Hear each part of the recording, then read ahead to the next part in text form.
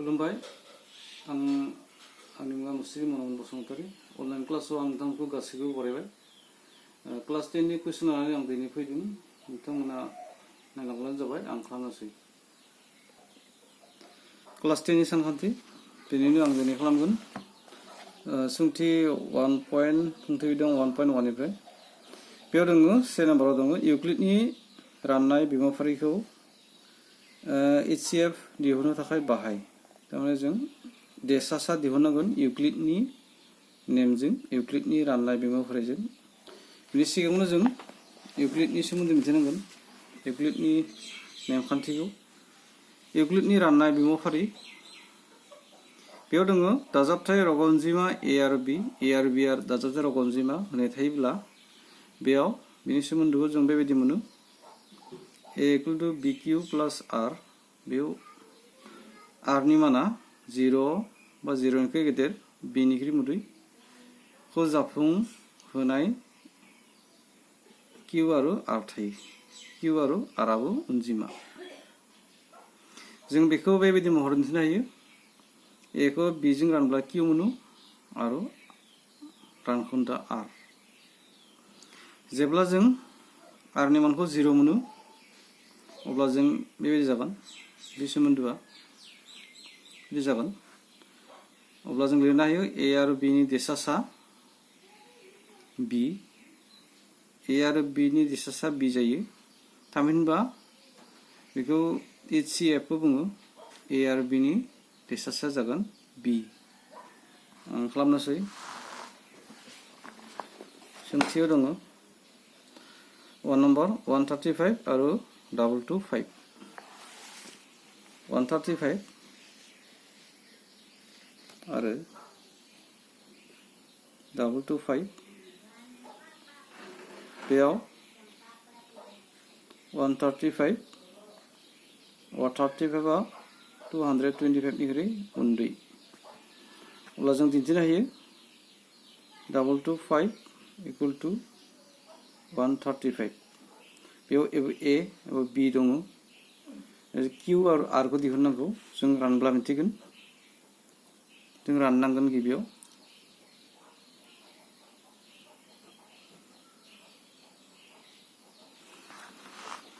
जों 135 जों 225 खौ राननांगौ 1 खालामोब्ला 135 0 9 अब्ला जों बेयाव Q नि मानखौ मोनबाय लोगोसे बेयाव R नि मानखौ मोनबाय नाथाय बेयो R आ लाथिख' नङा बेयो R आ लाथिख' नङा आरो फिन रानफिननांगोन 135 खौ दानिया 135 खौ आरो बे R जों राननांगोन बेयो रानग्रा जाबाय फिन बेयो A आरो B जाबाय दानिया 90 जों 135 खौ राननांगौ 1 खालाय आङो 90 45 बेयाव Q नि माना 1 R नि माना 45 बेयाव R = 45 आ 0 नङा फिन 90 खौ 45 जों राननांगोन जों रानब्ला मोनो 2 खौलाय रानजायो 2 जों सानजाब्ला 90 मोनो अब्ला जों मोनो 0 बेयाव जों R नि मानखौ 0 मोनबाय अब्ला जों लिरनो हायो therefore HCF आ जाबाय 45 बे अनजिमा जागोन एन्सार देसासा नैथि नम्बराव खालामदों 196 आरो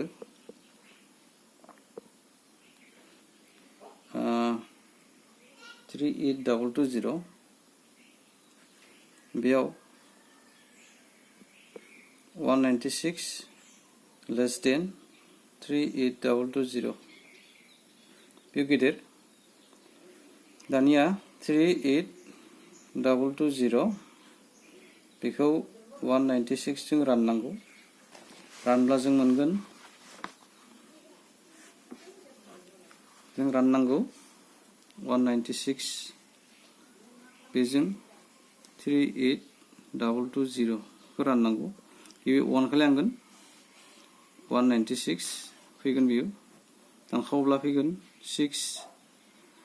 बियो 7 थाबाय 17 निफ्राय 8 बे 1 जाबाय बे फैगोन 2 दानिया 9 खौ थांगोन 9 9 सानजाब 6 54 बा थाबाय 9 सानजाब 9 81 बेजों 86 8 थाबाय बेजों सानजाबब्ला 9 आनो जागोन 17 दानखावब्ला जों मोनो 8 12निफ्राय 4 दानखावब्ला 8 बे 5 थाबाय 15निफ्राय 9 जागोन दानिया लाथिख' फैगोन जों बबेयाव लिरनो हायो 5 5 सानजाब 6 30 3 थाबाय 5 सानजाब 9 45 45 जों बेयाव जागोन 48 48 4 थाबाय 4 5 सानजाब 1 5 9 जों मोनबाय बे किउनि माना 195 आरो आरनि माना 0 बेखायनो जों लिरनो हायो r = 0 therefore HCF जागोन r नि माना 0 जाबाय बेखायनो 196 बेनो जागोन आन्सार 3 नम्बर खालामदों बेयाव जोङो 272 आरो 1032 बेयाव 272 less than 1032 बेयाव 272 आ 1032 निख्रुइ दुइसिन बेखायनो जों लिरगोन 1032 = 272 दानिया जों बेयाव किउ आरो आर नि मानखौ दिहुननांगौ रानब्लानो जाबाय 3 खौ लांगोन गिबियाव सानजाबब्ला जों मोनो 6 सानजाबब्ला 21 सानजाबब्ला 6 8 जागोन 8 जागोन दानखावब्ला जों मोनगोन 6 1 2 दानिया जों बेयाव 3 + 216 बेबायदि मोनबाय बेयाव r = 216 बेयाव लाथिख' नङा फिन 272 बेखौ जों 216 जों राननांगोन जों रानब्ला मोनगोन 216 जों रानब्ला 272 1 खौ लाङो बेयो 216 बेयो जागोन 6 6 निफ्राय 5 56 1 + 56 बे खेबावबो r नि माना 56 बेयो 0 नङा फिन 216 बेखौ 56 जों राननांगौ जों 56 जों रानब्ला मोनगोन 216 बेयो 3 खौ लाङो बेयो 18 15 16 दानखावब्ला जों मोनगोन 8 आरो बेयो जागोन 4 10 जाबायमोन 0 0 10 10 निफ्राय 6 थांब्ला 4 48 जों मोनबाय 3 + 48 बेयाव r नि माना 48 बेयावबो 0 नङा फिन जों 56 खौ 48 जों राननांगौ 48 जों राननांगोन जों रानब्ला 1 मोनो 48 बेयाव जागोन 8 दानख'ब्ला 1 प्लस 8 बेयावबो r नि माना 8 बेयो 0 नङा दानिया 48 खौ 8 जों राननांगौ अब्ला रानब्ला जों मोनगोन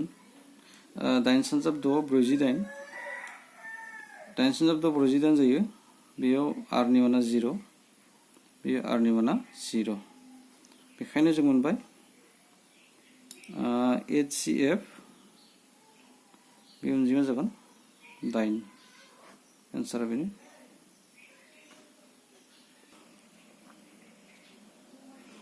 दानिया 5 नम्बर 405 आरो 2520 बेखौ खालामगोन बेयाव दङ 405 बेयाव दुइसिन बेनिख्रुइ बेखौ जों लिरनांगौ बायदि 25 2 लाथिख' समान समान 405 बेखौ जों बेजों राननांगोन 405 जों राननांगोन 2220 बेयो 6 जों थाङो 6 जों बेयो 30 जागोन बेयो 24 जों दानख'ब्ला मोनो 90 अब्ला जों मोनबाय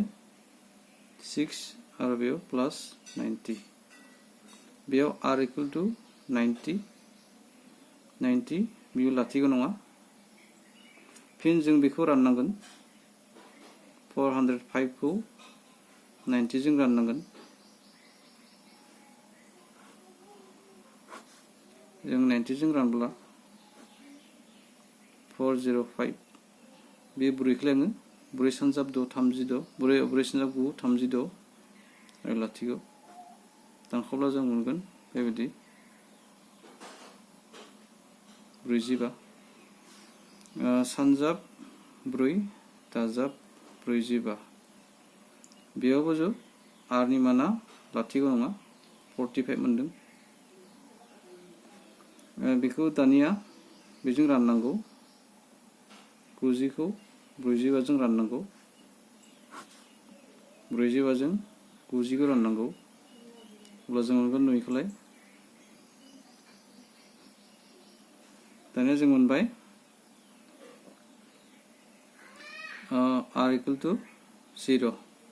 अब्ला जों लिरनो हायो therefore HCF 45 बे अनजिमा एन्सार दाना गोदान कुइसन लादों 155 आरो 1385 बेयाव जों मोनदों 155 बेयो 1385 निख्रुइ दुइसिन बेखायनो जों लिरनांगोन 1385 इक्वल टू 155 दाना बेजों बेखौ राननांगौ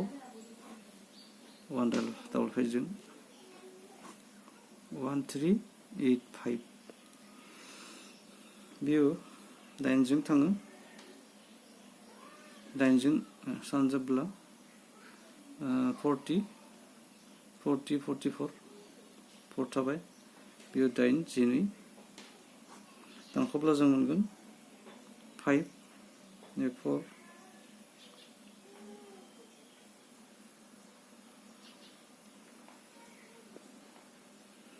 बेयो 4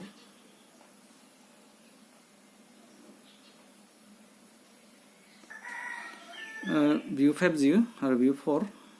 आरो बेयो 1 जों बेबायदि लिरनो हायो into 8 plus 145 बेयाव r इक्वल टू 145 बेयाव लाथिख' नङा फिन बेखौ बेजों राननांगौ 155 145 बेयो 1 जों रानजागोन 1 खालामब्ला 145 10 जागोन बेयावबो r equal to 10 not equal to 0 दानिया 145 इक्वल टू 10 बेयो 14 आरो बेयो 5 जागोन बेयावबो r equal to 5 not equal to 0 दानिया बे 10 को 5 जों राननांगौ अब्ला जों मोनगोन 2 5 हाजाब 20 0 जाबाय 0 therefore HCF equal to 5 बिनि जाबाय एन्सारा गुबुन माखासे कुइसनफोरखौ नोंथांमोना खालामदो नोंथांमोना बे मोननैखौ खालामदो दानिया आं खालामगोन 2 नम्बर दिन्थिनि जायखिजाया दाजाबथाय बेजरा रग' अनजिमाया 6q plus 1 महरनि नङाब्ला 6q plus 3 नङाब्ला 6q plus 5 महरनि जेराव q आ माबेबा रग' अनजिमा जों बेखौ 2 नम्बर हमना लानांगोन हमबाय a आरो b आ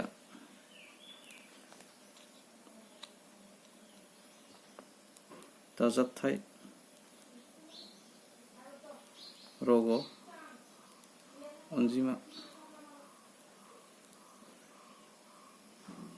जेराव b equal to 6 therefore जों a आरो b नि सोमोन्दोखौ मोनो बायदि bq plus r बेयाव जों r नि मानखौ बिदि मोनगोन एबा a equal to b माने 6q plus r बेयाव r नि माना जागोन 0 1 2 3 4 5 बेयो 6 निख्रुइ उन्दैजोब गासैबो जों लिरनो हायो therefore a नि मानफ्रा जाबाय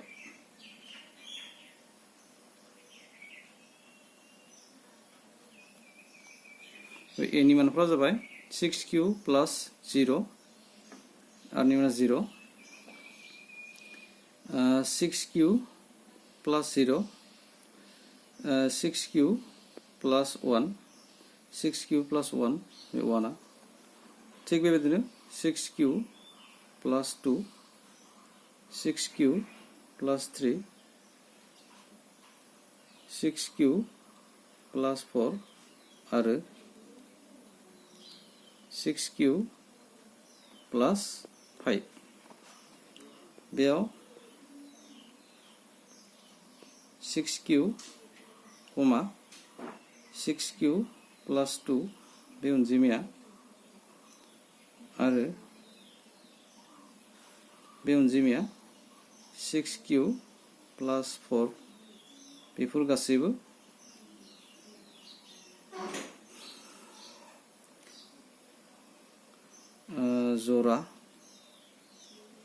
जरा रग' अनजिमा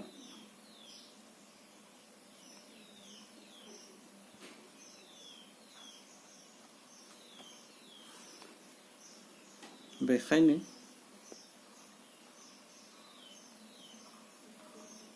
बे जरा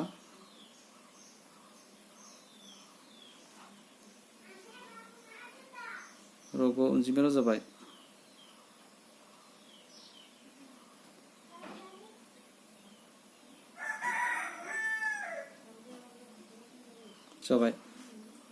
बे आन्सार जागोन बियो जागोन आरो बियो 6q plus 1 6q plus 3 आरो 6q plus 5 महरनि जायो आन्सार दानिया 3 नम्बर मोनसे 616 सोद्रोमानि आर्मी दोलोआ मोनसे पेरेडआव 32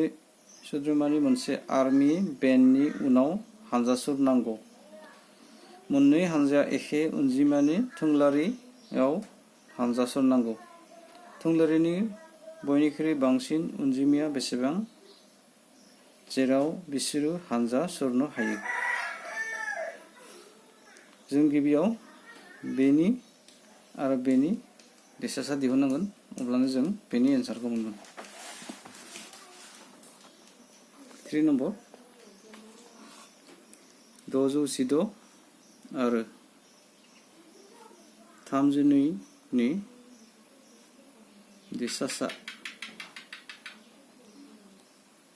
देसासायानो जागोन बांसिन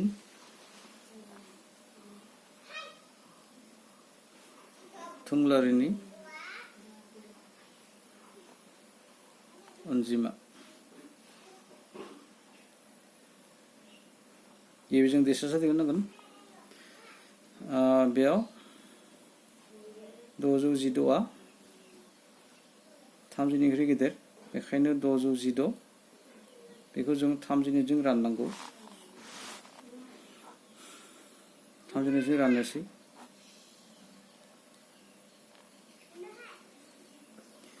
बियो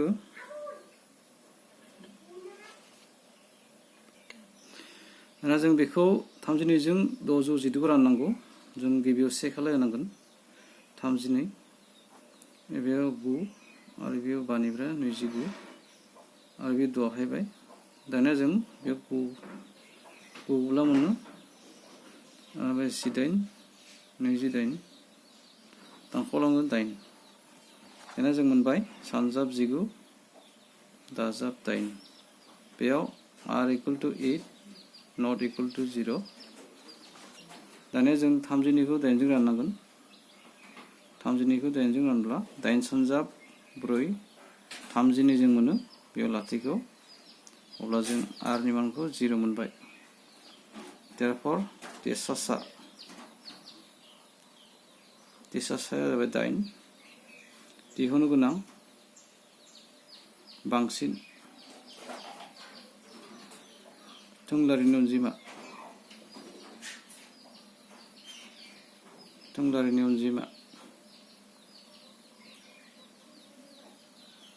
बे जाबाय 8। दिनैनि क्लासखौ बेयावनो दोननाय जाबाय।